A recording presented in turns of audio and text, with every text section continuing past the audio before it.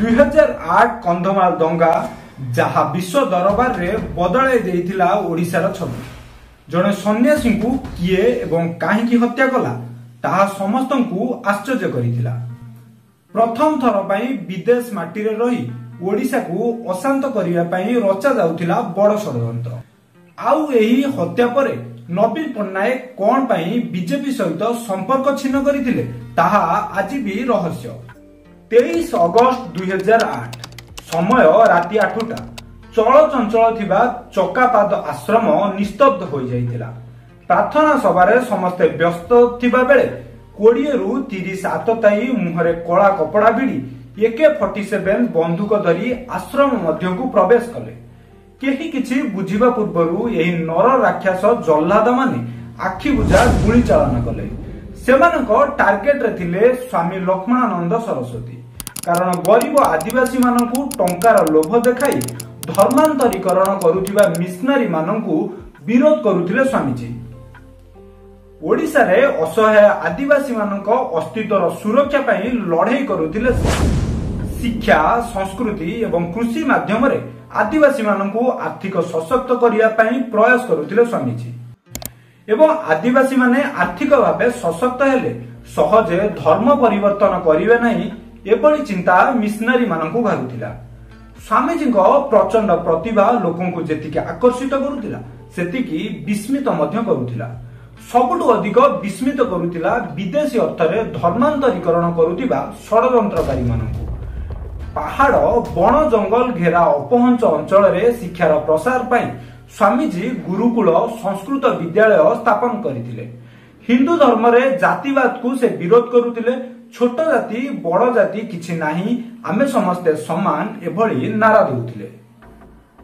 स्वामीजी एभली चिंताधारा विदेश रु धर्मांतरीकरण पई कोटी कोटी टंका फंडिंग पाउथिबा मिशनरी मानक निद हजाई दैथिला। कारण से माने जानिथिले आदिवासी शिक्षित हेले एवं सेमानक मध्य रे जातिवाद न रहिले धर्मांतरीकरण आदौ संभव नहीं। जेउथि पई स्वामीजी उपरे अनेक थर मरणांतक आक्रमण मध्य होईछि। स्वामीजी को रास्तार कंटा भाभी मारिदेवा अंतरराष्ट्रीय स्तर रे मध्य चक्रांत होईछि। किंतु 2008 मसीहार जन्माष्टमी जे स्वामीजी काल राति एकता केही कल्पना मध्य करि पारि नथिले। सबुठु आश्चर्य करिथिला स्वामीजी को सरकार पक्षरु प्रदान करा जाउथिबा सुरक्षा व्यवस्था हटाई नेबा। एपरिकी हत्याकांड दिन स्वामीजी व्यक्तिगत सुरक्षाकर्मी छुट्टी रे रहिबा घटना को आहुरी रहस्यवृत करिथिला। केवल स्वामी लक्ष्मणानंद सरस्वती नुहंती गुड़ी वर्षा समय स्वामीजी को सहायता पाई आगे आसीथिबा आश्रमर बाबा अमृतानंद माता भक्तिमयी किशोर बाबा एवं पुरंजन गांधी को मध्य से माने अत्यंत विभत्स भावे हत्या करिथिले। एपरिकी हत्या परे माता भक्तिमयी मृत शरीर सहित अमानवीय कार्य करिथिले। स्वामीजी हत्या समस्तंकु दोहलाई देइथिला। विश्व हिंदू परिषदर सभापति प्रवीण तोगाड़िया सेही दिन अर्थात 23 अगस्त 2008 राताराती ओडिशा आसिले। विमान बंदर रु सीधा कंधमाल जिबा सहित हिंदू परिषद RSS जनजाति कल्याण समिति एवं बीजेपी वरिष्ठ नेता माने स्वामीजी शेष दर्शन पई कंधमाल जाइथिले। विश्व हिंदू परिषद पक्षरु 25 अगस्त रे ओडिशा बंदर डाकरा दिया जाइथिला। स्वामीजी हत्या को हिंदू माने सहजे ग्रहण करि पारि नथिले। सेमाने ठीक भावे जानिथिले जे एहा षडयंत्रकारी मिशनरी मानक चक्रांत। यही विद्रोह बन्नीर प्रभाव 24 अगस्त रु देखिबाकु मिलिथिला।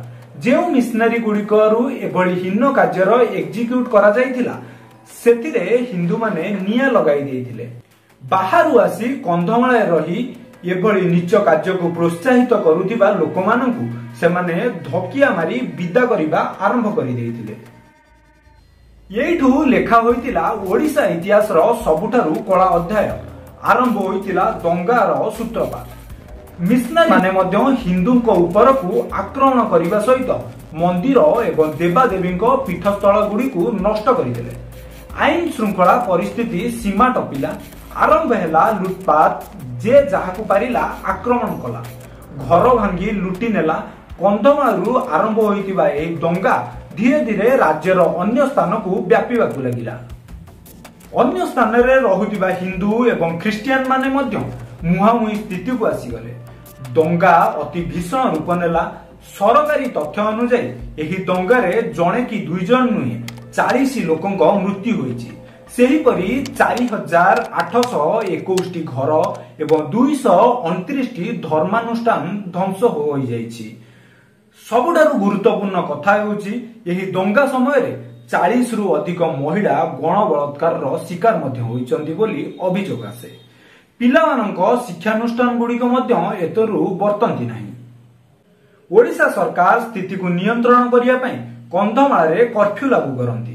एपरिकी पुलिस को शूट एंड साइट ऑर्डर मध्य मिलिथिला बोली किछि दाबी करंती। राज्य सरकार तुरंत जिलापाल एवं एसीपी को हटाई वरिष्ठ आईएएस अधिकारी सुरेश महापात्र को स्थिति नियंत्रण पई दायित्व देबा सहित केंद्र को मध्य फोर्स मागंती। मास मास धरी दंगा चले एवं मनरे भय संचार हुए।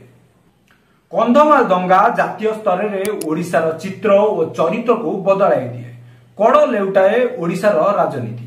8 वर्ष धरी मेंटो सरकार रे शासन करुतिले मध्य दंगारे भारतीय जनता पार्टी संपृक्ति थिबा अभियोग आनी हाथ छाड़ी दिए बीजेडी। सेही समयर मुख्यमंत्री नवीन पट्टनायक एक स्टेटमेंट खूब भाइराल हुए जेउथरे से कहती each and every bone of my blood is secular. Odisha को कांग्रेस शून्य करिया पई वरिष्ठ बीजेपी नेता लाल कृष्ण आडवाणी एवं प्रमोद महाजन भली तुंग नेतांक ब्रेन चाइल्ड भावे गठित होइतिबा बीजेडी 8 वर्षर संपर्क को छिन्न करी 2009 साधारण निर्वाचन रे एक पाखिया भावे बाजीमात करे। सुप्रीम कोर्ट को भर्त्सना पर राज्य सरकार 2008 सेप्टेम्बर 1 तारिख रे एक रिपोर्ट दियंती जेउथिरे कुहा जाए कंधमाळे स्थिति संपूर्ण नियंत्रणाधीन अछि। कर्फ्यू हटिछि, जीवन जीविका स्वाभाविक हेउछि एवं राज्य सरकार एहार जुडिशियल तदंत करिया पई निष्पत्ति नेइछंती। यही क्रम रे सेप्टेम्बर 3 तारिख रे जस्टिस शरद महापात्र को नै एक कमिशन गठन करा जाए एवं अक्टोबर 30 ठारू तार तदंत आरंभ हुए। तदन मध्यरे तांकर मृत्यु होई जिबारु राज्य सरकार नायडू कमिशन को नियुक्ति दियंती। यही कमिशन 2015 मसीहारू निजर रिपोर्ट राज्य सरकार को हस्तांतर करथिले मध्य सार्वजनीन करा जाय नाही। रहस्य घेरे रही जाए स्वामी लक्ष्मणानंद सरस्वती हत्याकांड।